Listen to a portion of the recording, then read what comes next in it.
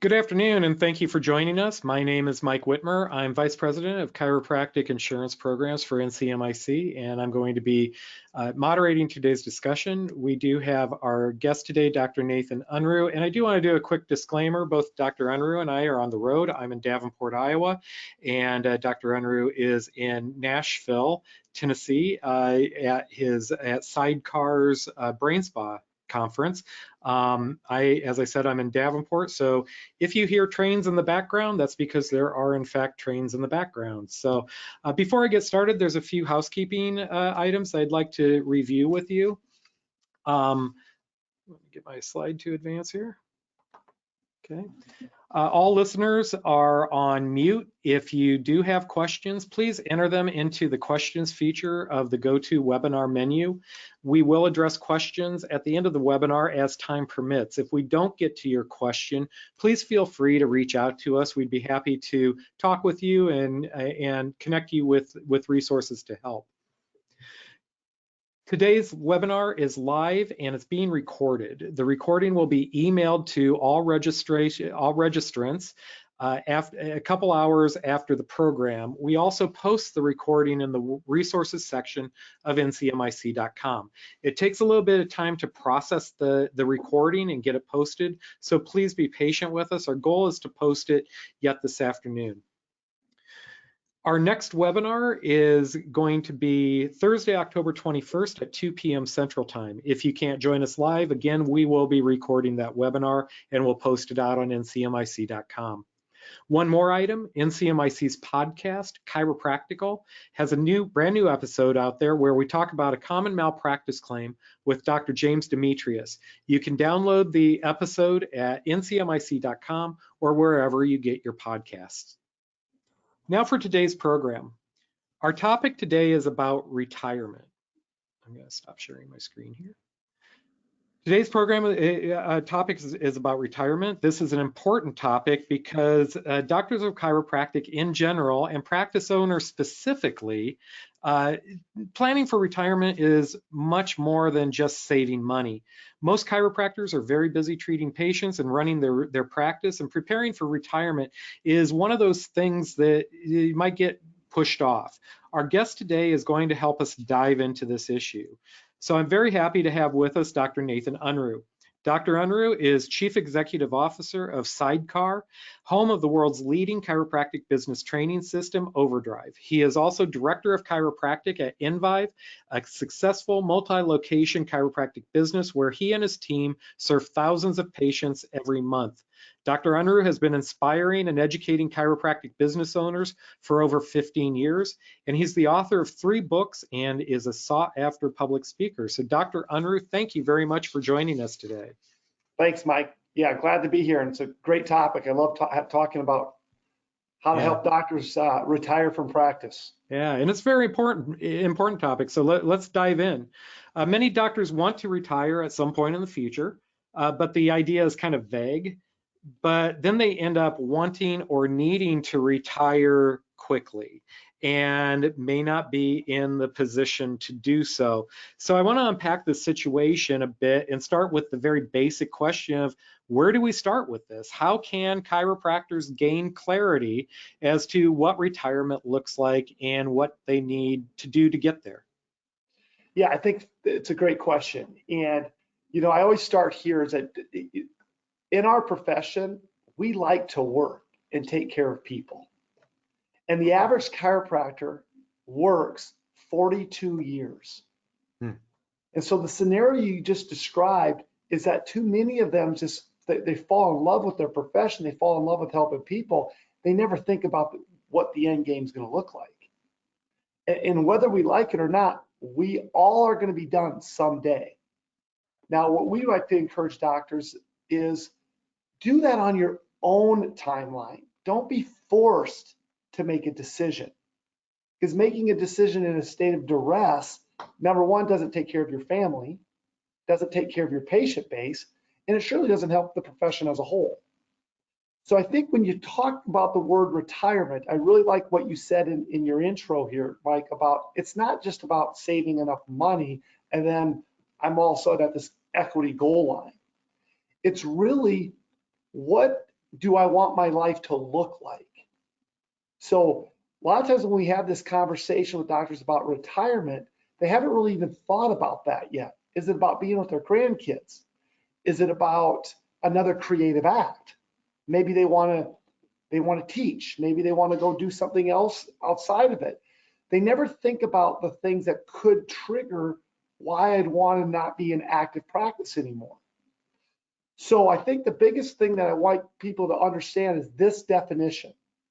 And it's our definition of affluence, which is a flowing towards an abundant supply of options to live the life that you desire. So That's a key great way word, to look at it. That's really cool. yeah, so key word there, options. Hmm. So I'll use myself as the example. I still practice about 8 hours a week right now.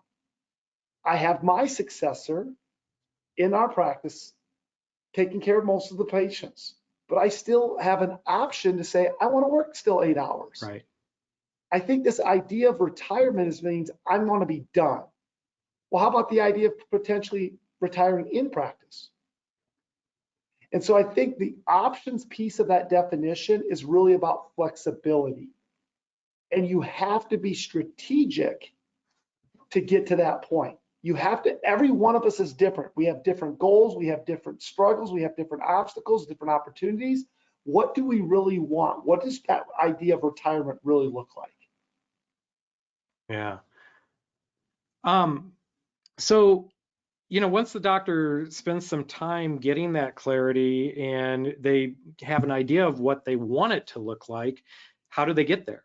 And in the ideal situation, how far out would the doctor begin thinking about and planning their long-range goals to set them up for the best chance of success?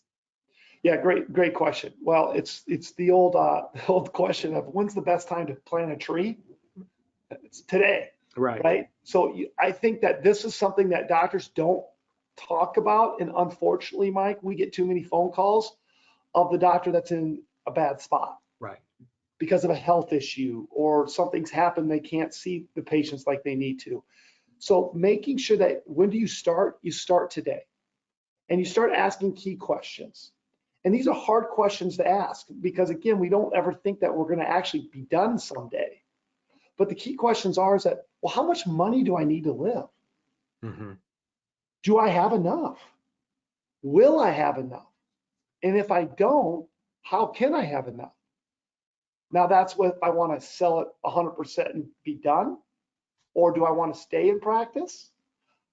How do I put agreements together to make sure that I have a successor that comes in that becomes a win for that person, as also a win for me as the senior doctor?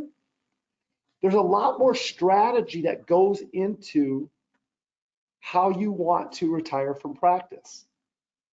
And so I think that, the keys that I think I want doctors to take away from this conversation today is start planning today. Right. What are going to be your options? So for me, it was like, okay, what do I want my life to look at like at 50? And do I still want to practice, not practice? Do I want to, who's the person I need to go find?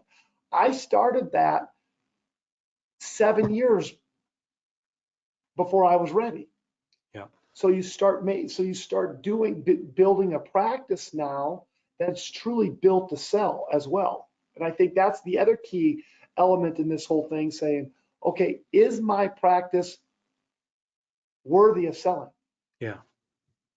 Yeah. Great point. Many chiropractors have practices that, their retirement savings is their practice. Which, it represents a whole nother set of issues. What options are available to doctors who do own their practice, and what does that mean for their retirement? So, and I'm going to pull that apart for me, Mike, because I Sure. think when you ask that Yeah. question, or doctors are asking that question, they're really asking, am I going to get enough money from my practice for retirement? Right. Right. Right? And the answer, ladies and gentlemen, is no. Yeah. We are in our business as chiropractors, our practices aren't like some of these companies you see, they go get multiples on their business by 3, 4, 5, 10x. We're not going to get that in the chiropractic business.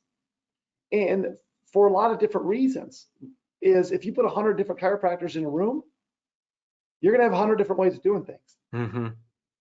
And so my encouragement always is, if you want to, first of all, maximize what your practice is going to sell for, you have to build it to sell. Therefore, it has to have systems and procedures and operations that aren't person dependent, Yeah. right?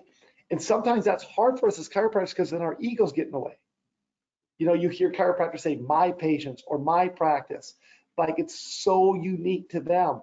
Well, my encouragement as you start thinking about retirement, how do the systems and procedures and operations of your business, your small business, going to support you maximizing a sale and making sure the next person that's coming in behind you is going to be successful, Yeah. which ultimately helps to further your legacy.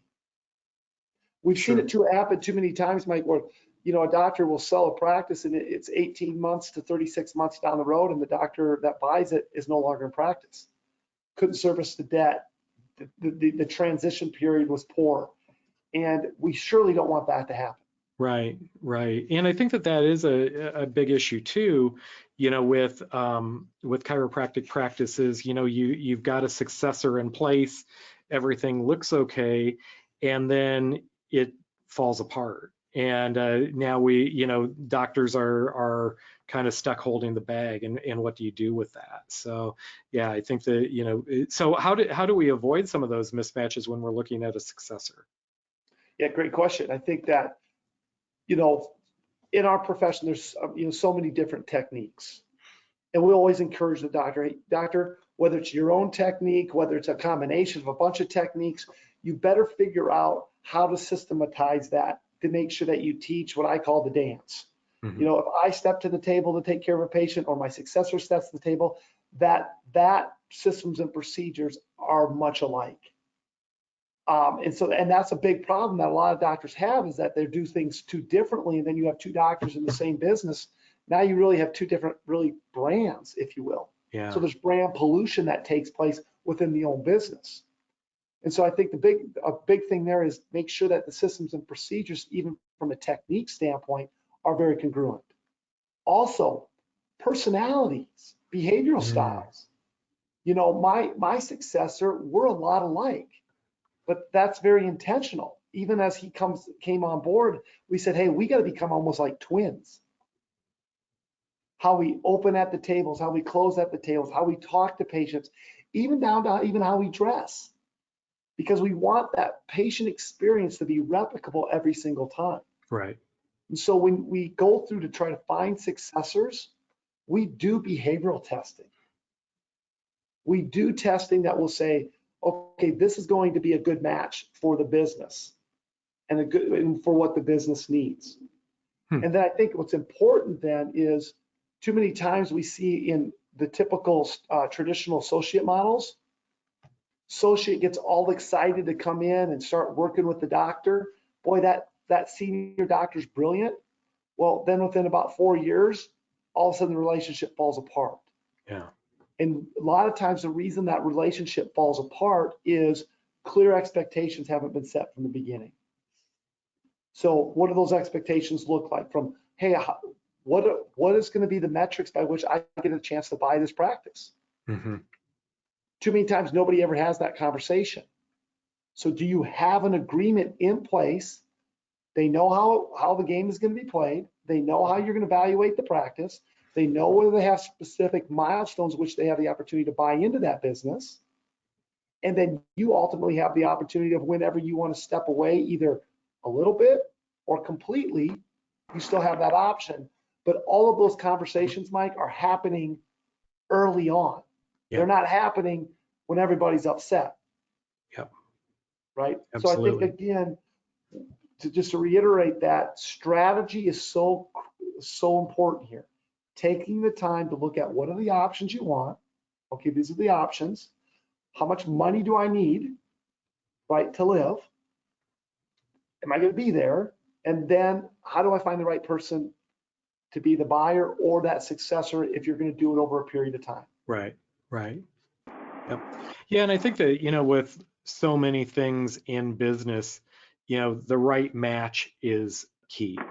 Mhm. So if you can have, the more clarity you have around what you want and what is going to make a successful transition, if you have clarity around that and communicate that, you're going to be better off. I think a lot of times doctors, they have clarity, but they don't communicate it out. And then I that causes issues down the road. Yes, I agree. All I right. agree. Next thing that I wanted to kind of dig into here is valuation. It's absolutely key when selling a practice. So what a doctor would like to get out of their practice sometimes is not what they can get out of their practice, and it's not realistic. So this is a key piece of information that I would think that doctors would need to know when they're planning. So how do they do the valuation? And then how do they use that for their planning? Yeah, great question. So I'd like to look at it this way. So let's begin again with the end in mind from a planning perspective. First of all, what is my dashboard of assets, right? So 401k, IRAs, buildings, cash on hand. What does that dashboard look like? And one of those pieces in that dashboard is our practice, Right. okay? Which still is going to be for most of us chiropractors, it's how we drive our income. And it is our biggest wealth producing opportunity is our business. But then when you look at the valuation, and we've had all kinds of valuations done. I've worked with different practice brokers and looked at how they evaluate it. We've worked with accountants, we've worked with attorneys. And I'm telling you, Mike, as many times as we've done this, it comes down to about this number. It's about 1.5 of net. Mm-hmm. Okay. So as you listen to this, so what's your net? Or some people say, what's your available income?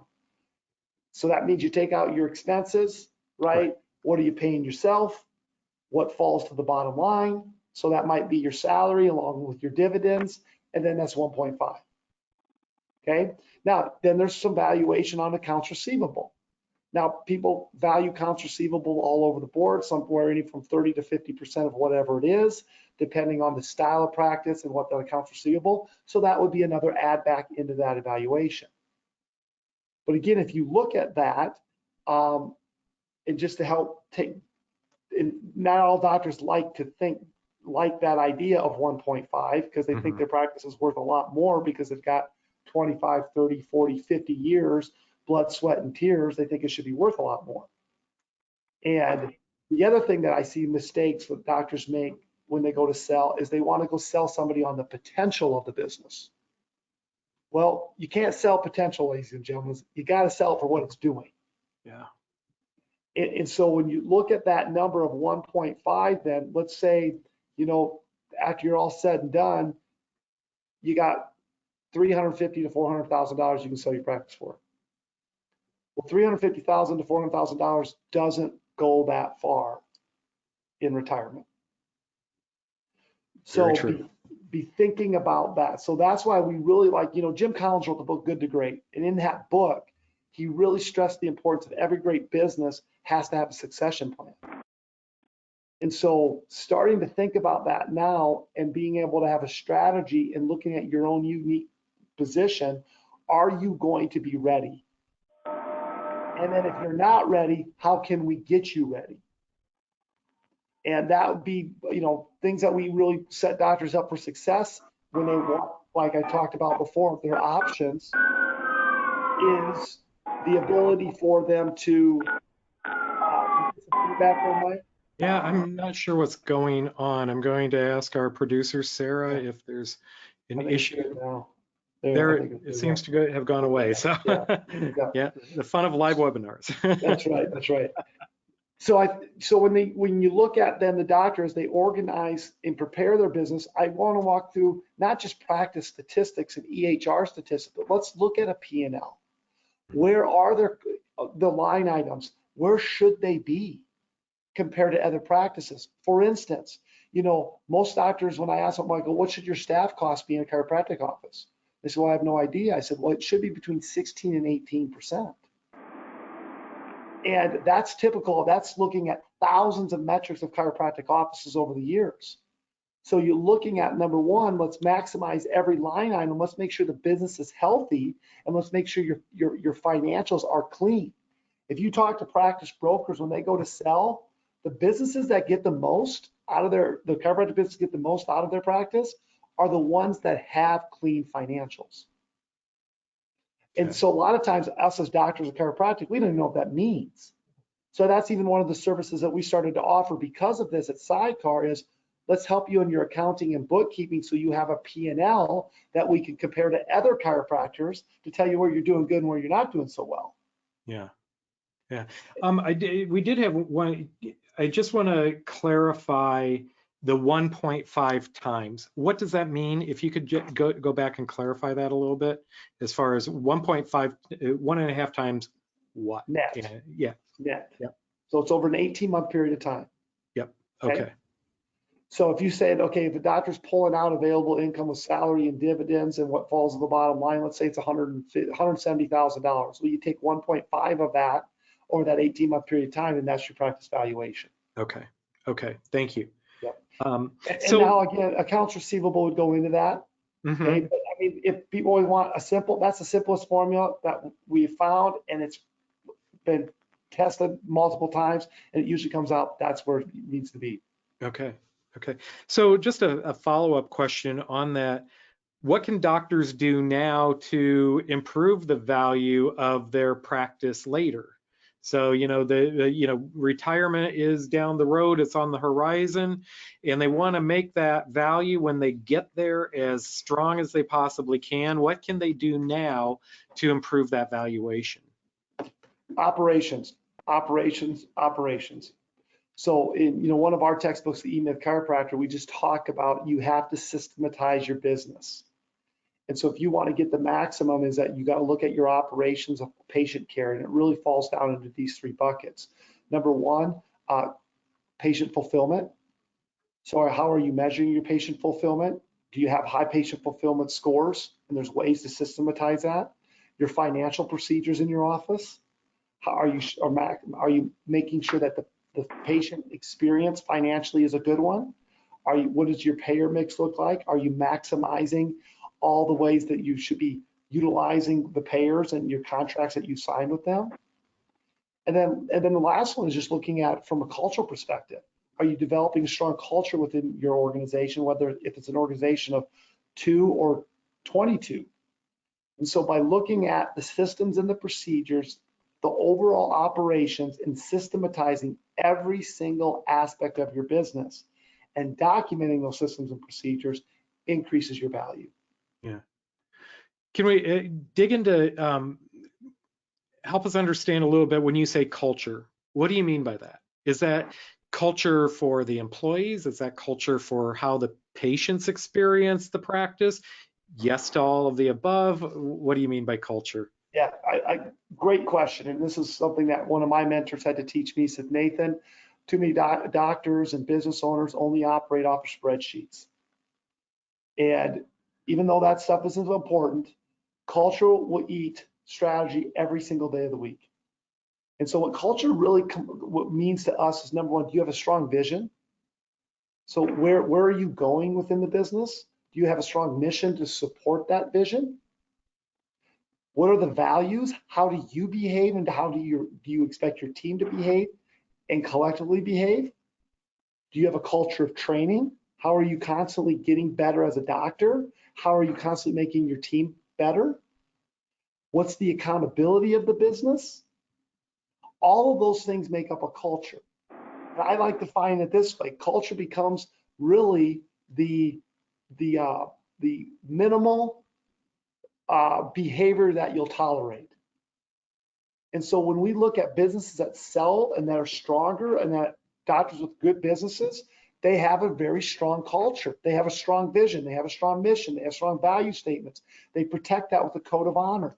All of those things come around and support a culture. Mm-hmm.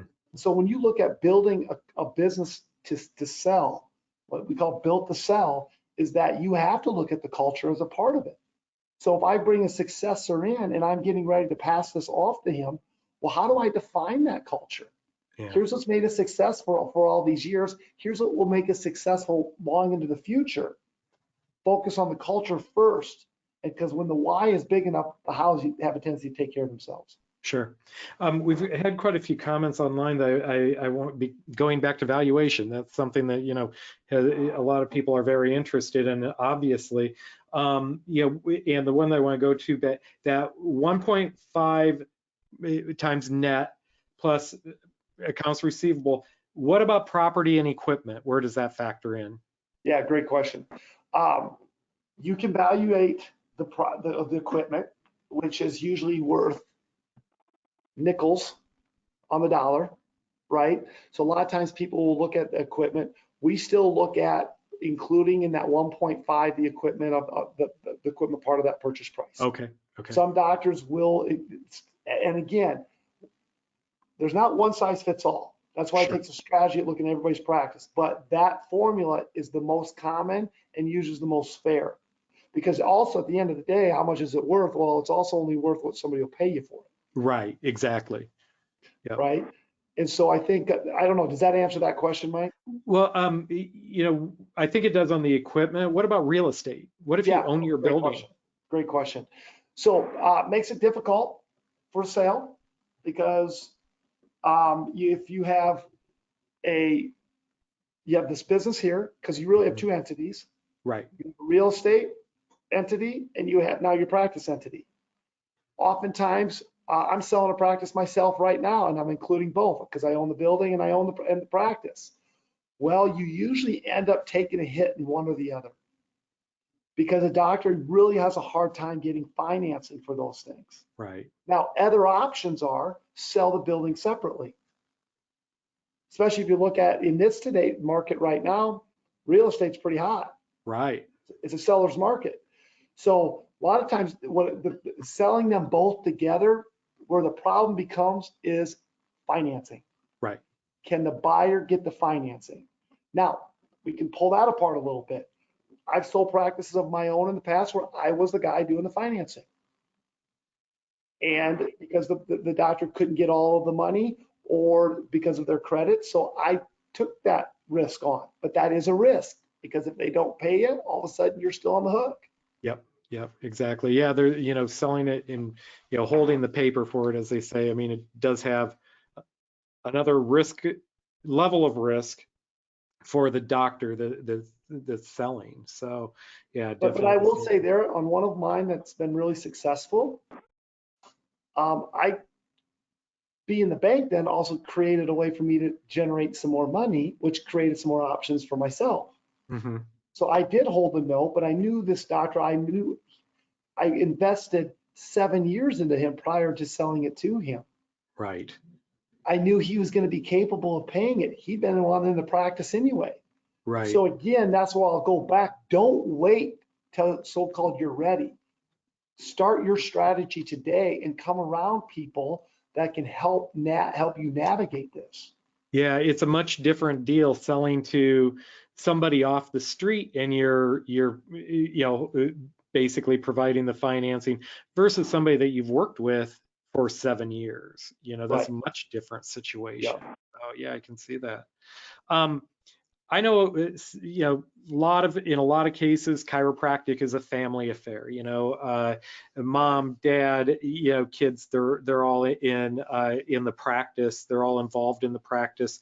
Whether that's as a doctor or as a business manager, whatever that looks like. There's a lot of different family coming in here. What challenges does that scenario where you've got multiple family members involved in a practice, what challenges does that present for succession? Yeah, the biggest word there, and I'm going to give it simple, is one word: expectations. When we counsel families, and as you can about imagine, it's pretty sensitive. And my counsel to our docs and encouragement is that, hey guys, when we're done with this, is we still want you to have Thanksgiving together. Right. And we've seen too many of these situations blow up because the conversations aren't being had. And they're not being had in an illogical way. We wait till emotions boil up. And once emotions boil up, then we get a blow up within the family. And unfortunately, money makes people do goofy things. So in the families, and we've helped a lot of families walk through this, including my own family. The thing is that start to have the conversations and have agreements early. Yeah. So I think like if you take a father and a son, for instance, a lot of times the son comes in and has no idea he's going to be expected to buy the practice. He has somehow in his mind, well, dad's given it to me. Well, dad said, hey, I've been working here 40 years. I want something from it. Yeah. So the question is what is going to be the succession with your own family? How are you going to pass the business on? How much are you going to sell it for? Are you going to give them family and friends deal? What are the clear expectations that you need to have early so it doesn't get something what blows up later on? Yeah. Yeah. Because the other dynamic in there we find as well is that you also have spouses involved. Right. Right. So now you bring spouses involved in it and just adds a whole nother dynamic. And so it's really important that, especially in family situations, you do get more counsel and making sure people are walking alongside you to help mediate those conversations and keeping things logical. Yeah. You bring up a great point about spouses. This has been many, many years ago, but a family that I'm familiar with, dad was practicing chiropractor, daughter graduated from chiropractic school, and went into dad's practice. And they practiced together for a number of years. Everything was fine, but they never had those conversations. Dad died unexpectedly, and daughter thought she would just get the practice because she'd been working there. Siblings thought the practice would be, their inheritance from dad.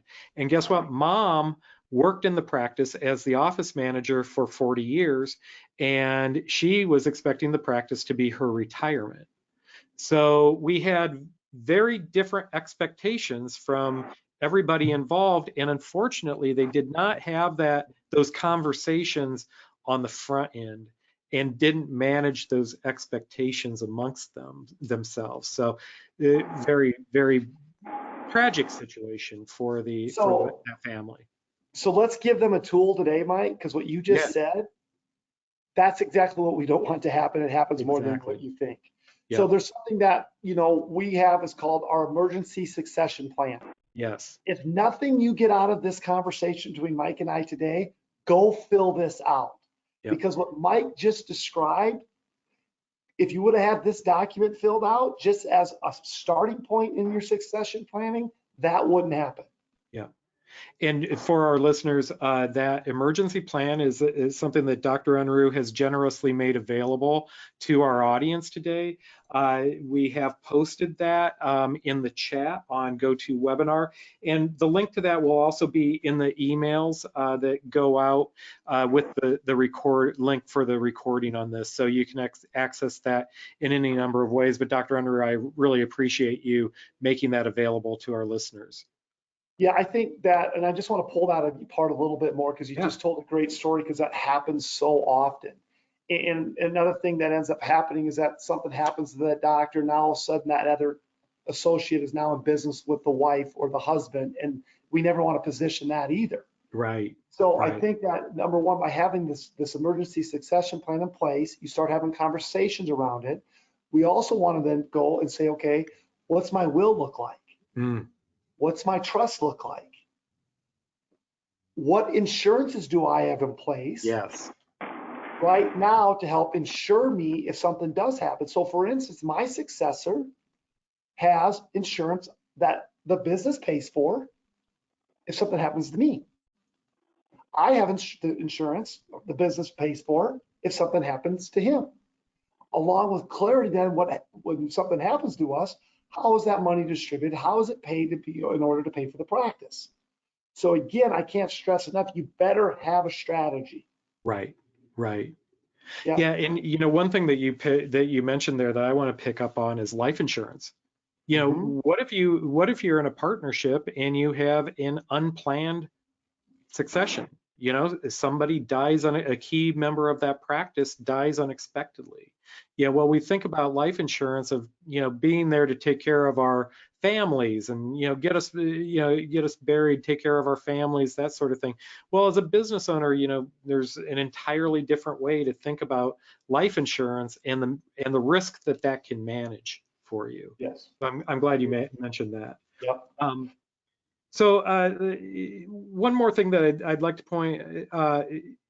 So I want to go to go through my notes here. Some questions that we've got coming in online. You know, most of these I think that we've answered, but you know, when should I start thinking about this? You know, and I think that we did talk about that now. Yes. Yes. And then let me add one other piece to Yeah, that, because please. there is, you know, we put together an 18-month curriculum for successors. So if you bring a successor in, what do you need to teach them? And what are the key elements? So how to run the business, how to manage a team, how to have a compliance system, a lot of things that many doctors don't learn. And so really people say, well, how long should I do this? Well, if you're ready to be done today, Mm-hmm. that's a different story. You go market your practice, you go and get an evaluation, what you're comfortable with, and you can use some practice brokers. You know, I know Progressive Practice Sales is out there. That's one that I like how they do their work. So that's one option. But if you're looking at it to say, I'm going to do this over time and I'm going to be strategic about it, true successorship, you've got to allow yourself time to mentor, lead, and pass the baton. And I recommend an 18-month period of time. Okay. Question about financing. When we had the discussion about, you know, the doctor that's getting out, you know, financing the purchase of the practice by the successor doc. Question about that. What does that involve? I mean, is that a handshake and, you know, you just pay me when you can? How do we structure? I feel like it's more than that. It is. So You need again, to, I would, if the bank won't give the doctor money, which I still think, how much will the bank give, right? And still say that's again teaching the doctor, you better help them develop those relationships with the bank, right, right? right. So if they can't get the money, what would the interest rate be there though for a typical loan? Say you put it on an amortization schedule together of 5 years or 7 years. Well, my recommendation is just be competitive with what the bank would be, of what the rate would be. Is it a 4, 5, or 6% on that note? And again, then you would put that, you would get paid that money just like they would pay a bank every single month, Mm-hmm. right? Yeah, and you know, one thing that I would add, you know, something like this, I mean, you know, would you go to an attorney with something to help you with this, to get the documentation and things that you need to have in place? How do you go about that? Yeah, so again, attorneys and accountants are important in this process. Um, the and I love them both, and I can't stand them both. I'm just Right. yeah, I so, get it. and say the only person that you should never take business advice from is your attorney and your accountant, but you sure need them to help protect you. And so, you know, we have attorneys that we recommend that here's what an agreement looks like. These are the key elements of the agreement that have to be in there, because many attorneys don't know our profession like we do. Right. Good point. And so we want to make sure that, hey, these are the important things that are successful. And so even as we walk through our successorship course, we say, here's a template of the key elements that have to be in an agreement. And here's some attorneys you can work with. And it's your responsibility to work with them, not ours, because you establish that that client relationship. Yeah. And having a good attorney is important. Yep. Couple other questions that have come in online. Differences to consider when the practice is a sole proprietor versus an LLC, or I would extend that to S Corp or whatever their, you know, the corporate structure they have in place. Any differences there? Yeah, there will be. And again, this is now talked about through, you have your accountant get involved here, Right. right? Because the difference is you have different options from a taxes depending on what the corporate structure looks like. So there are differences in that on how you can sell it. It doesn't change the valuation. It just probably changes your taxes of what you can do with it. And so Sure. that's really direction from an accounting perspective. Okay. And again, I'm glad that it's a great question, because that's the other thing you got to think about here is tax planning. Right, right. Whole nother area. Whole nother area. So, Yeah. and so the tax planning, as you put a strategy together, it could be a buyout over a period of time, which that affects your taxable income as well. So again, you can be very strategic of how you manage your money in this process. Yeah, yeah. It need to be very strategic how you Yes. manage, you know, Yeah. to again maximize the value that you're taking out of that practice, maximize the value that you're taking with you into retirement for that next phase. So yeah, Exactly. extremely important. So I would say this too on that, Mike, because you just Mhm. remind me, doctor, as you're sitting there listening to this too, sit down with your spouse and talk through, hey, how much money are we going to need a month? Yeah. Reverse engineer it. So if you would say, hey, I'm going to need, um, if I have $1 million saved between my practice and my IRA and I'm getting 5%, well, that's going to give you $50,000 a year. Hmm. Well, it's $50,000 a year on a 5% tax-free, depending on your investment that you have it in. Is that enough? Yeah. Or if I'm 65 years old and I'm pulling Social Security, how much is that? So you got to start thinking about those things, Right. because Right. at that $1 million number, that's not a lot of money now, is it? Yeah. Yeah, and I think that that's, you know, one of the key takeaways for me through this discussion is, you know, now is the time. You know, now, you know, the time to start thinking about this isn't when you're, you know, when you want to lock the door and walk away. You know, you're not going to maximize your value, and you're not going to maximize, you know, how you live in retirement by doing that. So, Yeah. you know, I think that that's a really important point. One thing that we can you the broker using a broker, that sort of thing in this type of transition. Any thoughts on that? Yeah, I think a broker is going to become in very helpful. And again, I've already said, you know, progressive practice sales is one. Crystal and Okay. Kevin are two people that I like. I like their process. Hmm. Um, that's really though. Are you ready to be done Yeah. today? Right. So now that you come in and have a broker do a prospectus on your practice, help you with the marketing pieces, and go help you find a buyer. Okay. That's when I would use them. But again, succession is more of a strategy over a period of time. Yeah. So let me dig into that a little bit.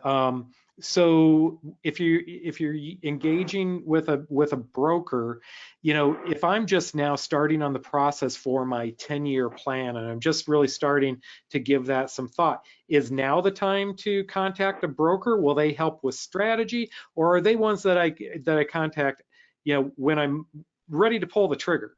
You know, Yeah, it's yeah, go I time. would. Again, you can reach out to them anytime. I wouldn't discourage it. Probably if brokers are on this call right now, they tell you, well, call me now and start Right. developing a Okay. relationship.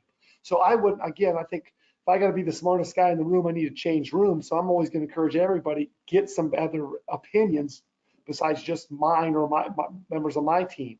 Yeah. But I would say though, brokers are really looking at, hey, it's a sale sooner than later.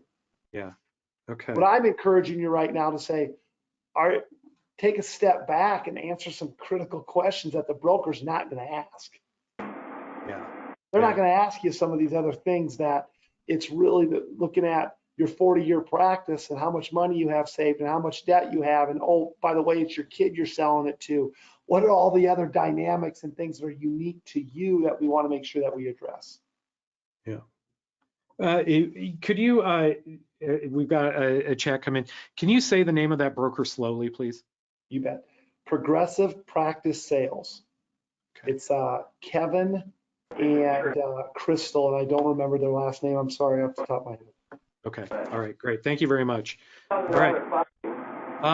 So we're getting a little background noise again. So Dr. Unruh, that's all that I had as far as questions. Anything else that you would like to just add before we wrap up here? Yeah, I think just to close, first and foremost, thanks for bringing this to doctors in our profession. I appreciate MCMIC doing it. This is a big conversation that we don't have enough about. Yeah, I A lot of agree. our clients they come in blind on this, so I think this is good to keep this conversation going. I think, guys, today, do something today, and I would say go fill out that emergency plan Yeah, and communicate that to your loved ones. That's the step in the right direction.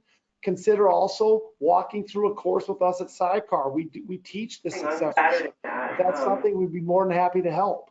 But do start thinking this way. What are the options you want? What's the strategy that's going to help me get there?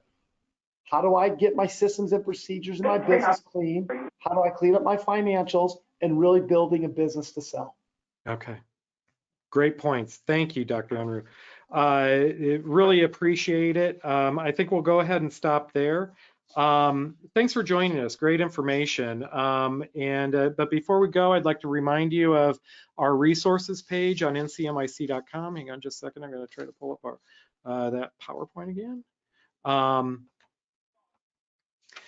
Just a reminder of our monthly webinars. Our next one will be October 21st at 2 p.m. Central.